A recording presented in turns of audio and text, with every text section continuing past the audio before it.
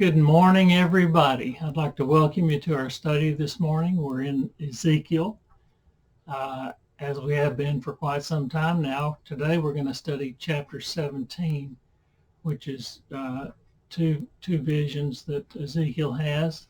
Both have been fulfilled.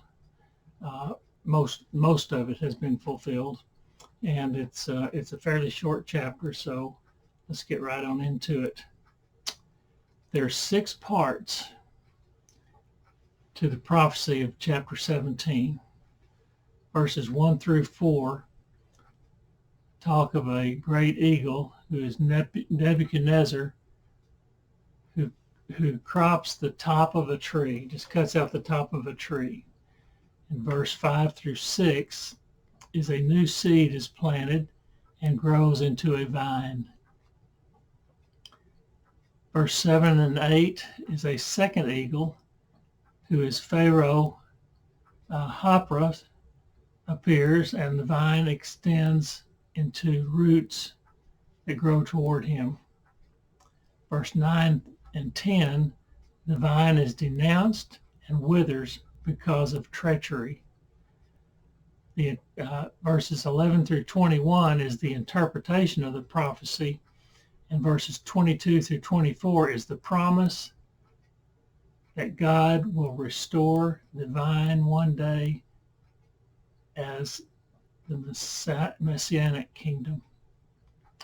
All right, the first 5 parts of chapter 17 have been fulfilled in the days of the Babylonian exile.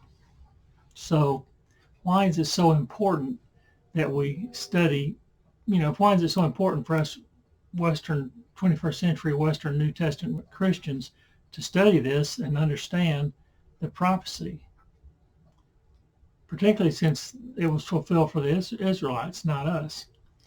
It's because this prophecy and other prophecies which have been fulfilled give us great confidence in the yet unfulfilled prophecies of the Bible, that they will be fulfilled.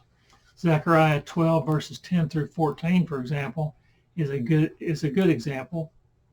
It's a prophecy of the second coming of the Messiah. We're still talking Old Testament. It's a prophecy that has not been fulfilled yet. It's about his second coming, where he will come, put his feet on the Mount of Olives, and there'll be a great earthquake, and all of Israel will mourn for him as one mourns for the death of an only child.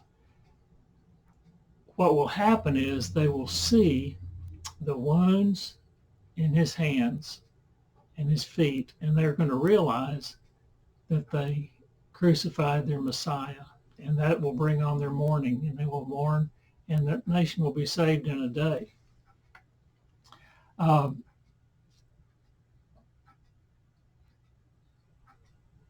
The prophecies of the second coming are good examples of having seeing fulfilled prophecies, giving us confidence and certainty of the fulfillment of other prophecies that have not yet been fulfilled. Prophecies of the 1,000-year reign, for example. Prophecies that point to the second coming.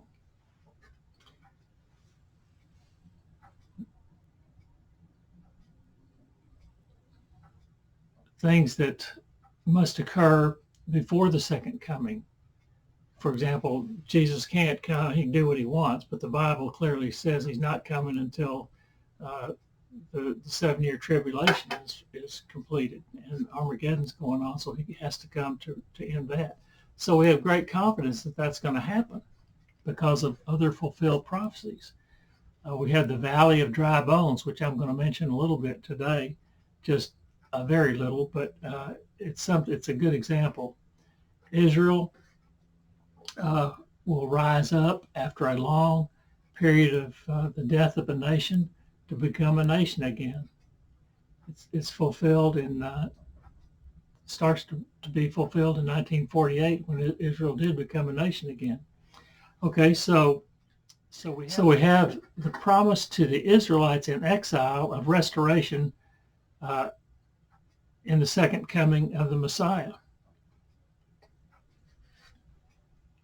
we know the fulfillment of the prophecies gives us great confidence that others will be fulfilled as well. Okay, let's look at verses 1 through 4 of chapter 17.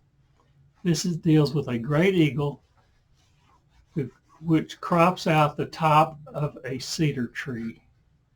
Let's look at verses 1 and 2. Let me read those.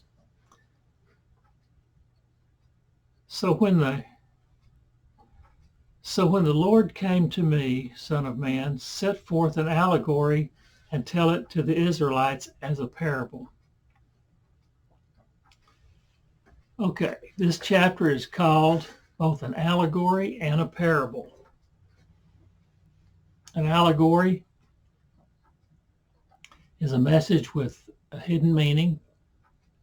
The Hebrew is better rendered as a riddle. A parable is this is also called a parable.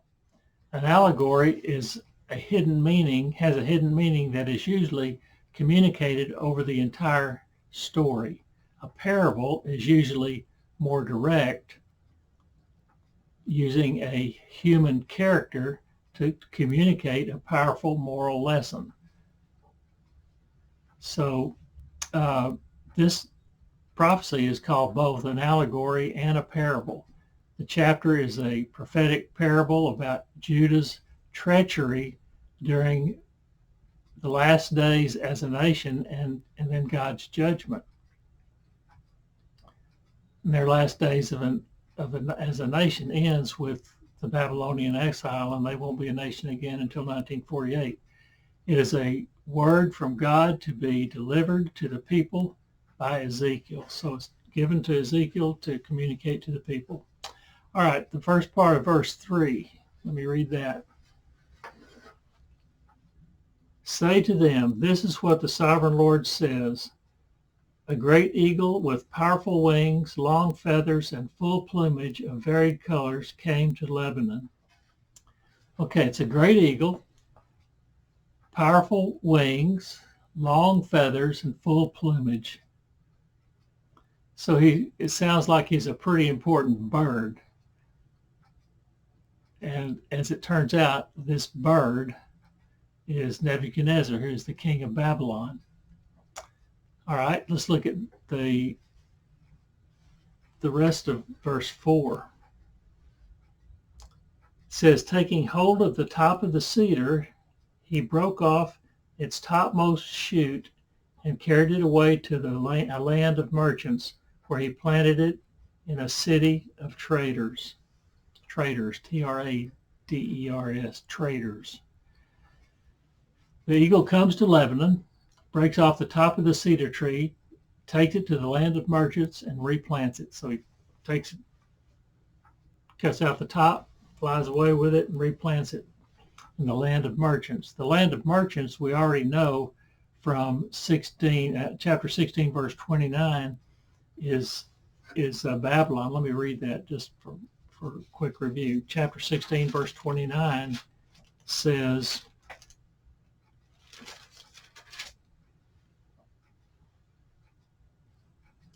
then you increased your promiscuity to include Babylonia, a land of merchants.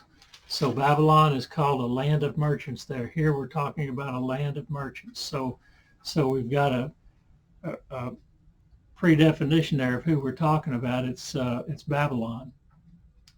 The mention of Babylon may not be significant. The mention of Lebanon may not be significant in the prophecy because cedars were transported to Mesopotamia all the time, where timbers were scarce. The top of the tree, which was cropped, represents Israel's leaders taken into exile to Babylon at the same time as Ezekiel was in 597 BC during I think it was the first wave of exiles coming out of Jerusalem. Is there any question? That part has been fulfilled. Could it refer to something else? Maybe. Many times we see prophets in the Bible, it has a double meaning, or it has multiple occurrences. It happens once and then it happens again. But here we know for sure that this has been fulfilled in the manner that I just spoke of. Okay, verse 5 and 6. And I say that because if you're wondering why are we, like I've already brought up once, why are we studying something that's already been fulfilled that applies to another country, even like Israel, not us? It's for our confidence and certainty that things of other prophecies that have not been fulfilled will be fulfilled. That's the primary reason. Verses 5 through 6. This is the new seedling planted and grows into a vine. All right, 5 and 6. He took one of the seedlings of the land and put it in fertile soil. He planted it like a willow by abundant water, and it sprouted and became a low spreading vine. Its branches turned toward him, but its roots remained under it. So it became a vine and produced branches and put out leafy boughs. Okay, here the image changes. We're no longer talking about a mighty cedar. Here we're talking about a lowly vine. Notice the soil was fertile. It had abundant water supply, and the vine flourished. Let me read verse 6 again. Verse 6 says, and it sprouted and became a low spreading vine. Its branches turned toward him, and its roots remained under it, so it became a vine and produced branches and put out leafy boughs. This is a lowly vine which flourished in Judah or Jerusalem. Notice he plants. He took it in verse 5 and he plants it in verse 6. This is Nebuchadnezzar, or Babylon. It's Nebuchadnezzar or Babylon, either way, who took the seed and planted it in the land, which is Judah or Jerusalem. The roots remained under the vine.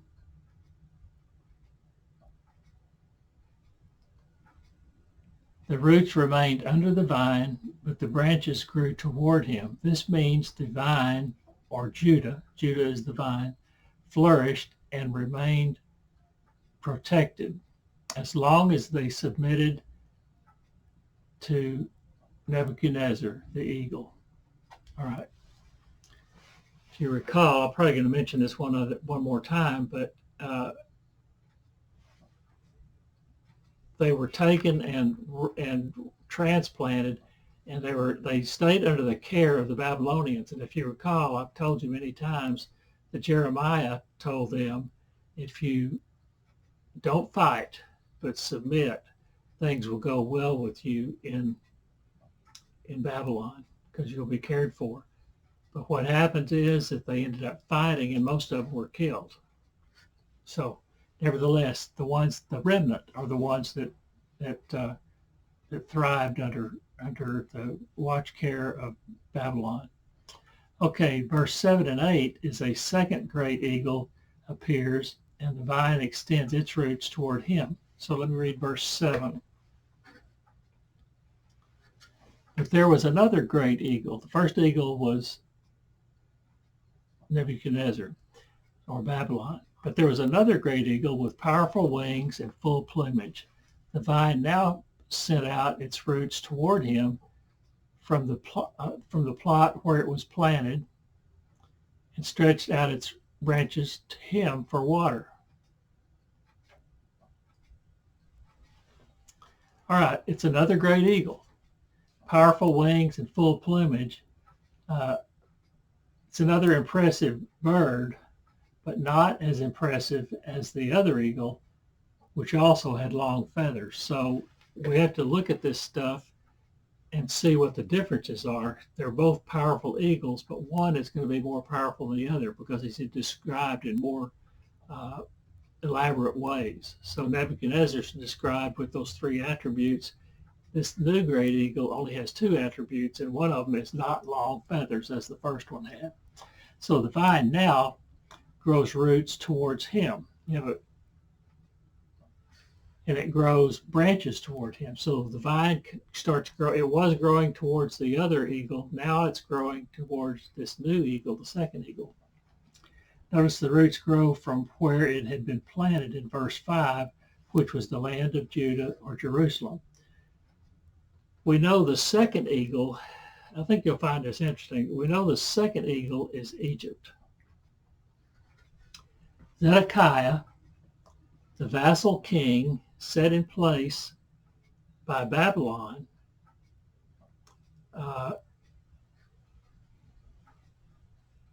the country which originally planted and protected the vine, sought to have a treaty with Egypt, for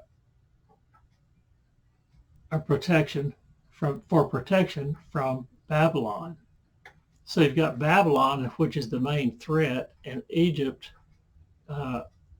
is another mighty country over here to the left of Israel, and Israel tries to make a deal with them for protection. So they're the second eagle, and they start growing towards him. All right. So verse 8, let's look at verse 8. It had been planted in good soil by abundant water so that it would produce branches, bear fruit, and become a splendid vine. It had been planted in good soil with abundant water, that it would flourish under the care of the first eagle, which was Babylon. So that we so that we can further understand the sin of the prostitute, Israel in chapter 16, when the queen of chapter 16 prostitutes herself, she turned to protection from pagan nations she turned to receive protection from pagan nations rather than turning to God.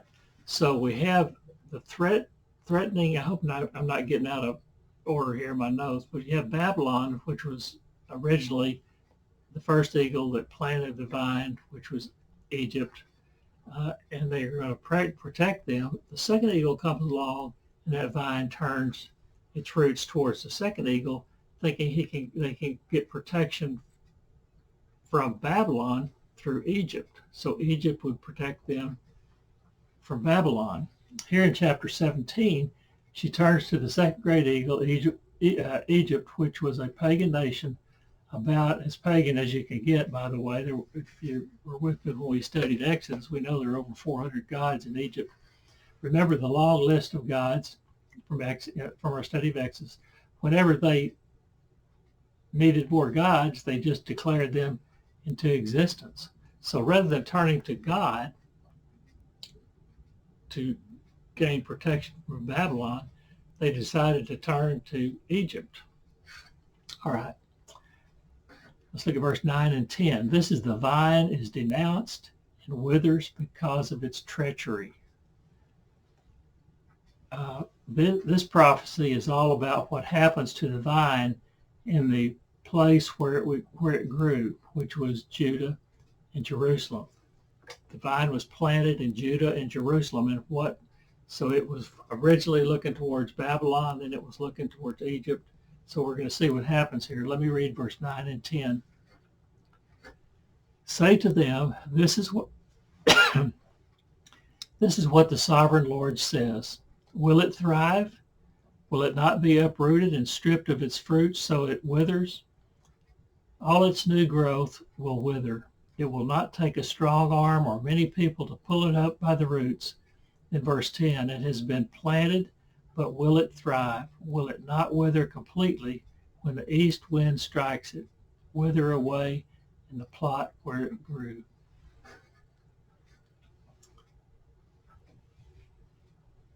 This prophecy is all about what happens to the vine in the place where it grew.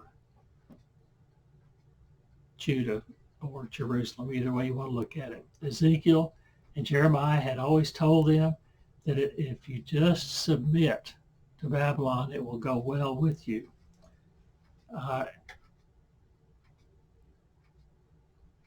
Don't try to overthrow them, just submit, telling them the results would be disastrous if they do. And as it turns out, they did try to protect their homeland rather than submitting to the mighty world power Babylon, and it was with disastrous results. Here in verse 10, the east wind says the east wind blew, striking the vine, and that east wind is Babylon.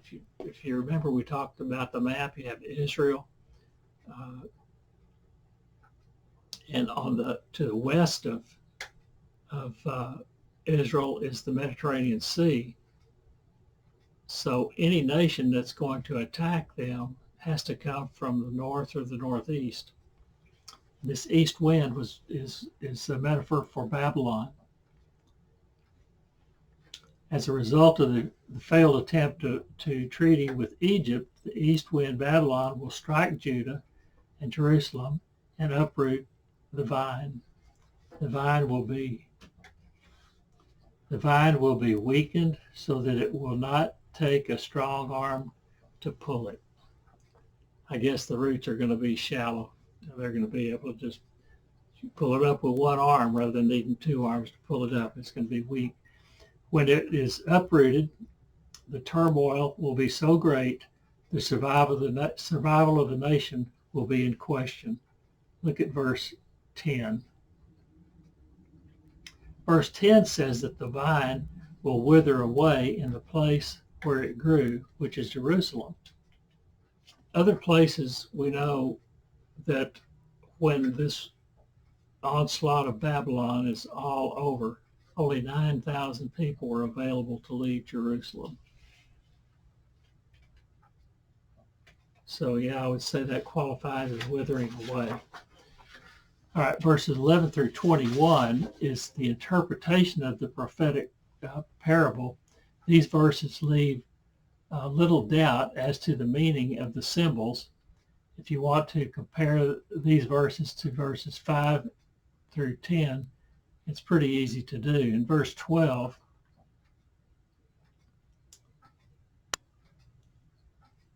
let's see, how much of this do I want to read?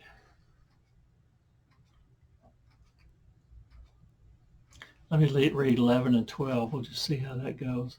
Then the word of the Lord came to me. Say to this rebellious people, do you not know what these things mean? Say to them, the king of Babylon went to Jerusalem and carried off her king and her nobles, bringing them back with him to Babylon. Okay, so the first great eagle is Nebuchadnezzar, and the cedar tree top. Remember, the first eagle cut the top out of that cedar tree, and that cedar tree top is Jehoiakim, who was the king of Israel, and he was carried off to. He was actually Zedekiah's nephew, and he was king, and he was ended up being taken to Babylon, where he would I think live out his days there. But it would leave Israel without any leadership. So Zedekiah, in verse 13, let's look. So they have, when that king is carried away, they have no leadership. So let's look at verse 13. Verse 13 says, then he took a member of the royal family and made a treaty with him, putting him under oath. He also carried away the leading men of the land. So in verse 13, the seedling is planted is Zedekiah, who took who would rule under Babylon as a vassal king. So they took the real king away and said, here, we got another guy. We want him to be your king. And his name was Zedekiah. So let me see what 14 said. I didn't say anything about it in my notes. 14 says, so that the kingdom would be brought low, unable to rise again, surviving only by keeping this treaty. So we have this treaty with, this is important, we have this treaty where Zedekiah is set up as the vassal king, and if he is not faithful to that treaty, he's weak. Israel is weak as a result of all the stuff that's been going on. And for them to survive, they're going to have to be faithful to this treaty and submit to Babylon through this kingship of Zedekiah. All right, so verse 15 says, but the king rebelled against him by sending his envoys to Egypt to get horses and a large army. Will he succeed, the Bible says? Will he who does such things escape? Will he break the treaty and yet escape?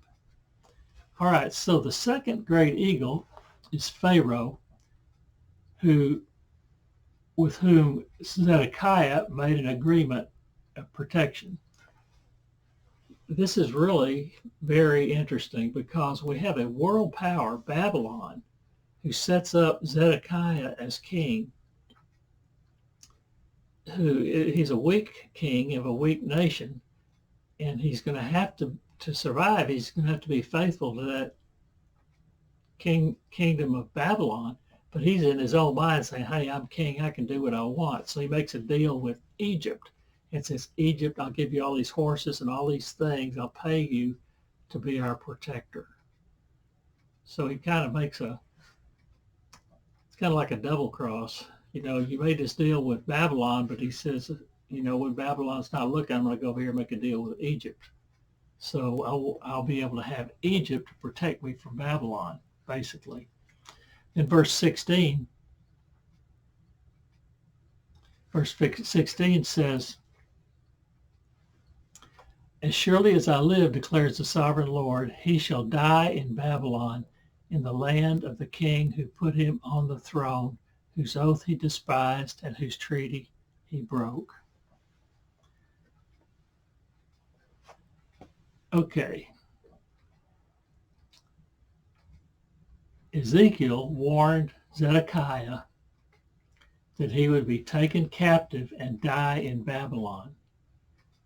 But he went ahead with his agreement with Egypt anyway. As King Zedekiah had been pledged to lead God's people in accordance with the divine covenant in 1659. Let's go look at that. Chapter 16, verse 59. This is what the sovereign Lord says, I will deal with you as you deserve because you have despised my oath by breaking the covenant. Rather than be faithful to you recall, God uses a pagan nation, Babylon, as his rod of discipline. He doesn't like Babylon, but he chose to use them to discipline Israel. Okay, Jeremiah said, don't fight them and things will go well with you. They set up a new king, Zedekiah. He makes a deal with Egypt.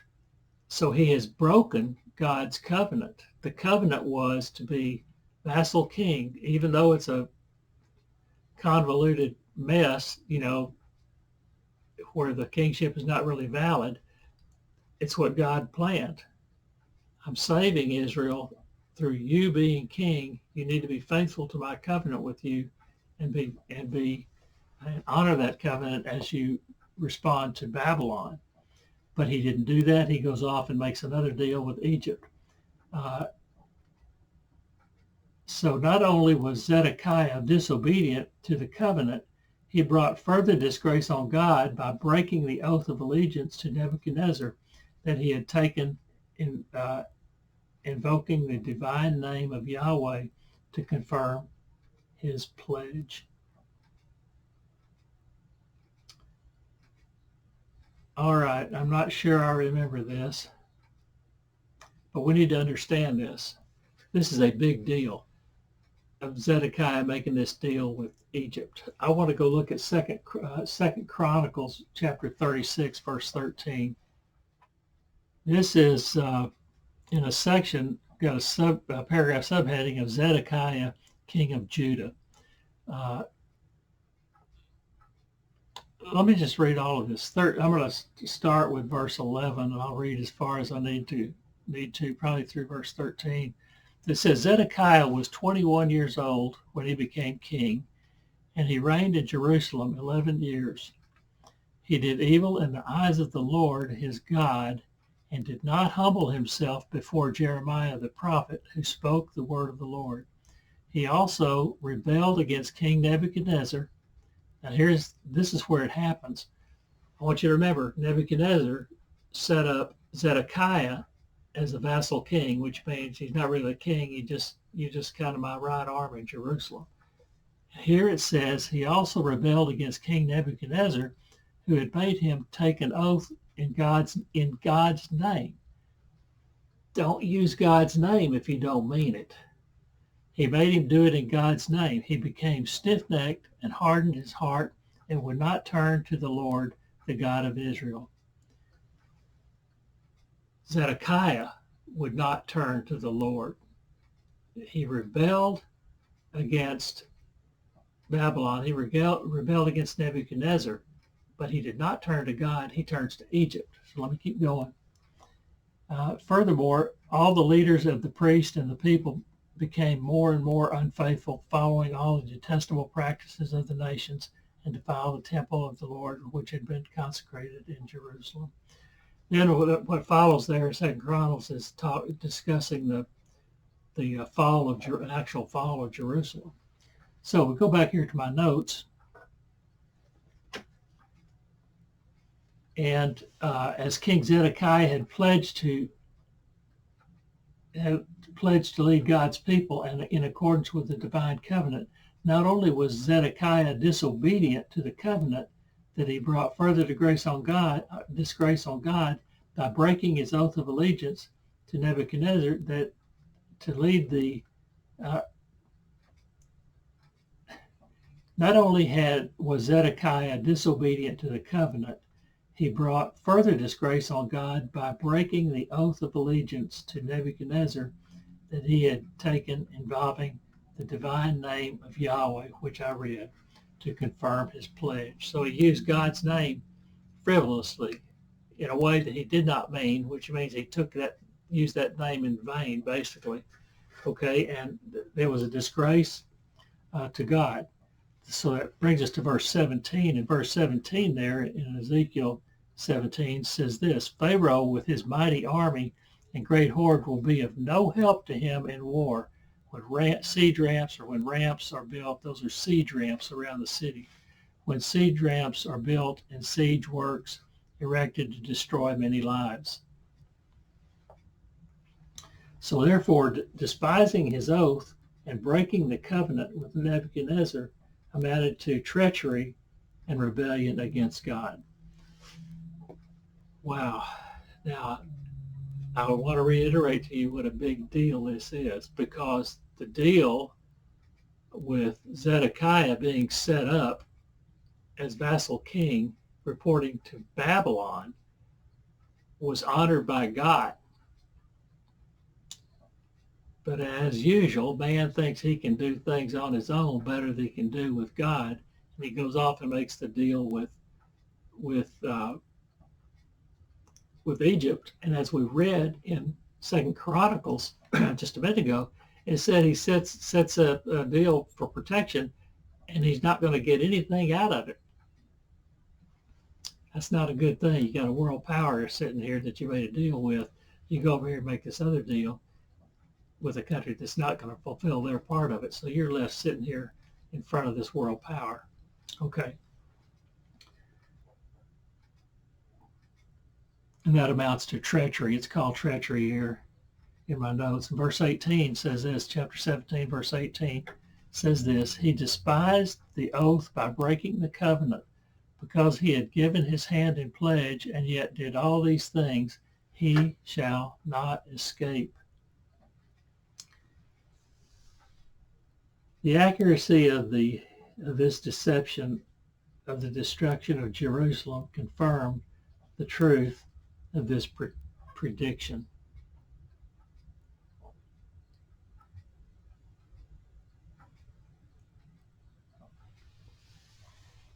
We haven't really gotten to it yet, but I stopped reading over in 2 Chronicles 13 to the part that talks about the physical destruction where the prophecy is fulfilled, where Jerusalem is destroyed. So we have confirmation of this covenant, of this prophecy being fulfilled. So we know it to be true. All right, verse 22 to 24 is the promise. Okay, at this point in this series of prophecies of chapter 17, Israel is destroyed. They cease to be a nation. Everything has been destroyed. Jerusalem, the temple, everything is just leveled. And the temple was burned, and the walls and gates were burned. And 22 to 24 is the promise. Yeah, this is very interesting.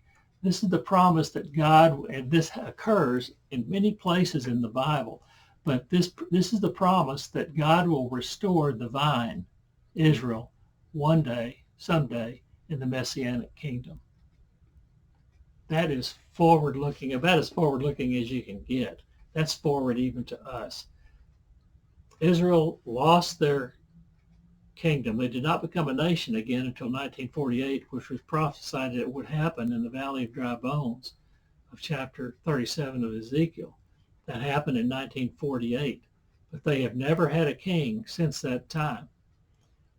They've been without a king, and we're going to see promises of a king. We're going to see promises of a nation that rises up out of dry bones. And we're going to see that it's going to occur.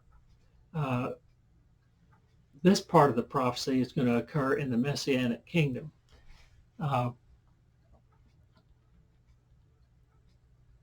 So this is the promise of restoration in the Messianic kingdom. These verses elaborate, 22 to 24, elaborate on the theme of Messianic hope of chapter 16, verse 60 to 63. I don't think I'll read that again, but we had that at the end of last week. But it talks about a covenant with you, an everlasting, a new covenant. Yeah, let me read the first couple of verses out of that. Yet I will remember the covenant I made with you in the days of your youth, and I will establish an everlasting covenant with you.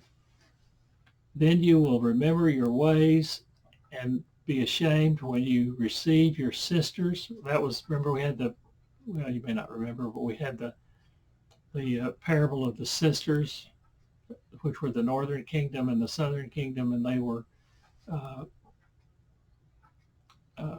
paganistic and guilty of idolatry and spiritual infidelity towards God.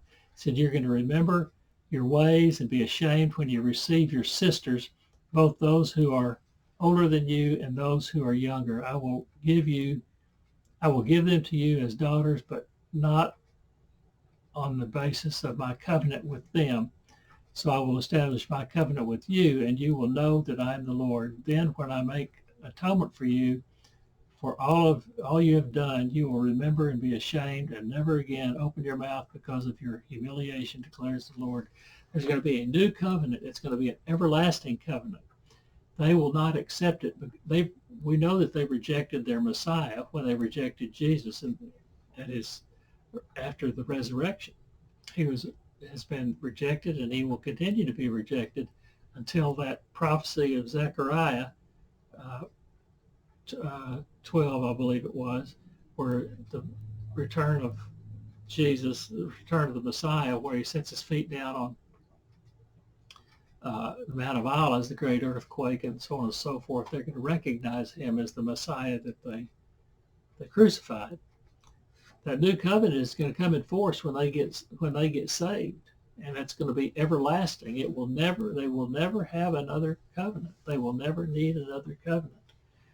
Okay. Let's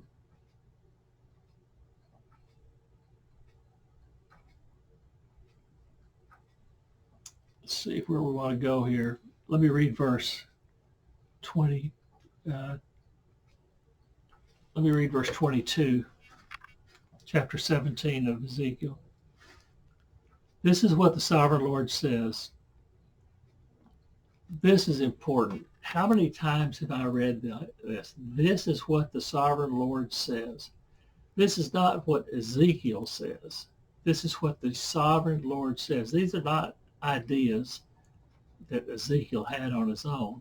He was given these words to write down and tell the people. This is what the sovereign Lord says. I myself will take a shoot from the very top of a cedar and plant it. I will break off a tender sprig from its topmost shoots and plant it on a high and lofty mountain. God himself will do this, not the king of another country. Another king is not going to protect them and establish them. God will be the one to do that, and he will do it personally. He will take a shoot from the top of a cedar tree and plant it. The Aramaic, a new Davidic king from the line of David will be king over them. Now, I want to just make a comment. We're not going to discuss it, but the commentary says a king from the Davidic line will rule over them. Well, many places that king is not from the Davidic line. It's stated it will be David himself. You go to Hosea 3 verse 5, it talks about David will be their king. When that new covenant is established, Jesus Christ is going to be on earth. And that's when they're going to accept him as their Messiah. That means the resurrection will already have occurred. That means David is going to be resurrected. He's going to be walking around. And I believe he will actually be the king. All right. So he will transplant Israel to a place of protection, the mountain heights of Israel, on a high and lofty mountain. From the topmost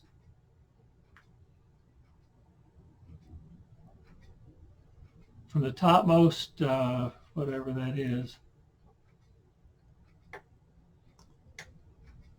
from the topmost shoots of the tree that we're talking about here, a tender shoot will be taken. This is the special shoot that will provide a fresh new beginning. Isaiah 53:2 talks about a tender shoot.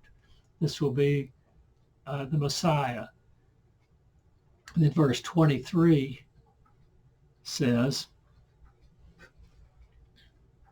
on the mountain heights of Israel I will plant it. It will produce branches and bear fruit and become a splendid cedar. Birds of every kind will nest in it. They will find shelter in the shade of its branches.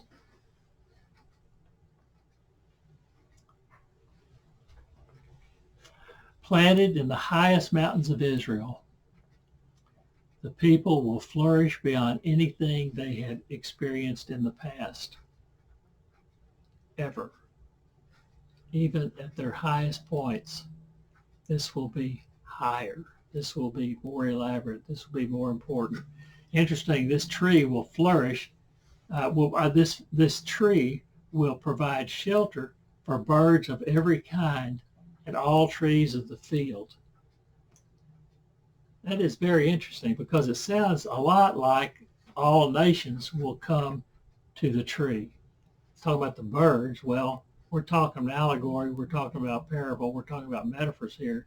Who are these birds? It sounds like these are could be nations that come to the tree, that come to Israel, to the throne of the Messiah and receive his peace. Now I want you to listen to Zechariah 8, verse 23. I think one of the greatest blessings I've ever had in my Bible study over the decades was when I studied Zechariah. There are so many prophecies there. Listen to Zechariah 8, verse 23. Now we've got this tree. It's going to put out branches, and birds of all kinds are going to come, and there are going to be trees of all kinds around. Now here's what Zechariah 8, verse 23 says. This is what the Lord Almighty says. In those days, 10 people from all languages, remember all birds, all trees, all different kinds of birds, all different kinds of trees, 10 people from all languages and nations will take hold of one Jew by the hem of his root and say, let us go with you because we have heard that God is with you.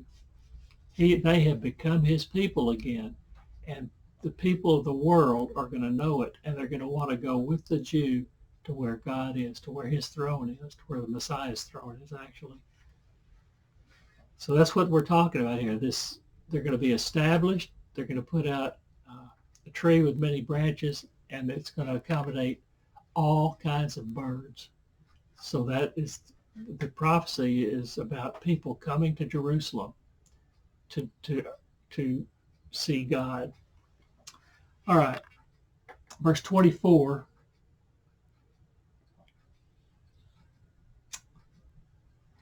Verse 24. Let me read verse 24, then we'll be done.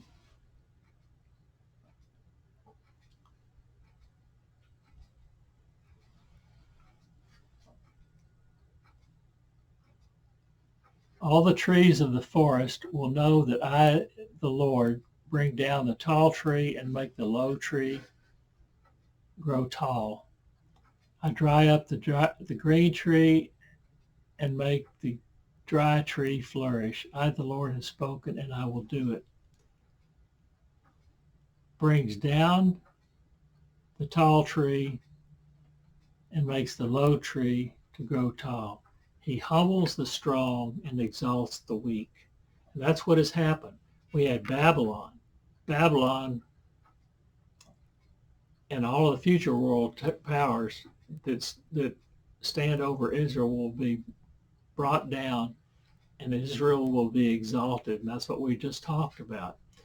And he will dry up the green tree, the living tree, the tree, powerful tree. He's going to dry that one up and make the dry tree, the dead tree, flourish. That is exactly what I think we're talking about in Ezekiel 37, the valley of dry bones. I want to read to you chapter 37 of Ezekiel, verses 1 through 5. Now, the whole chapter, there's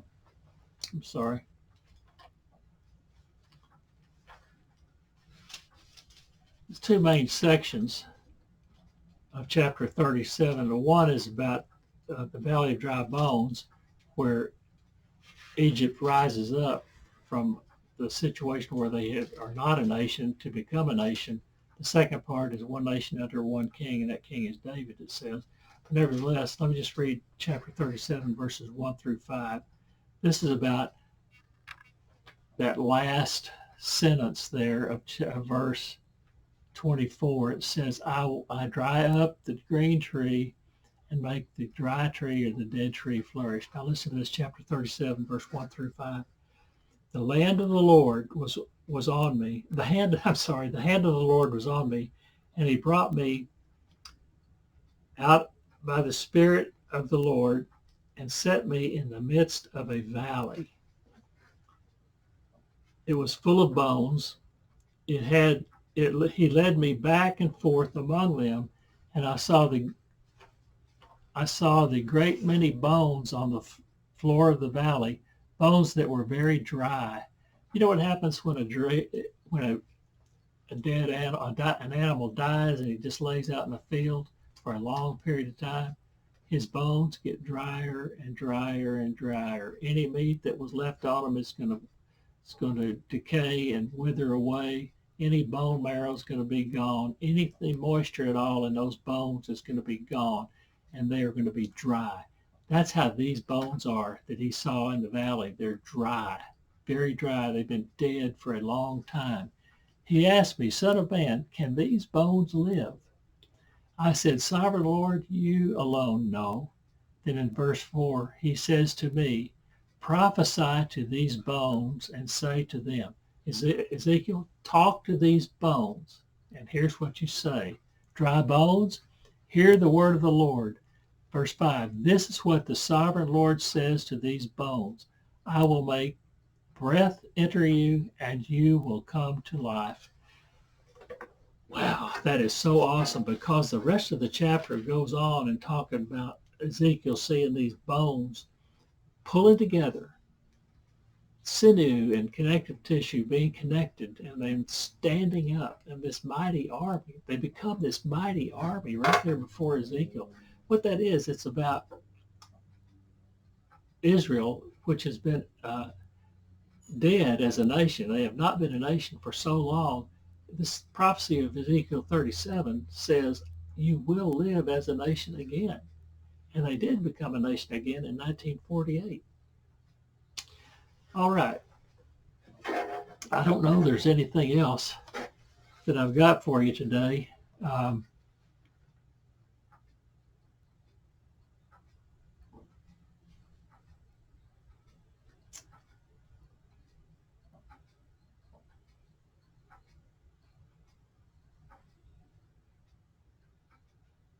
Yeah, that's all I've got for you today. I want to thank you. We'll start with chapter 18 next time. I want to thank you for studying with me very much.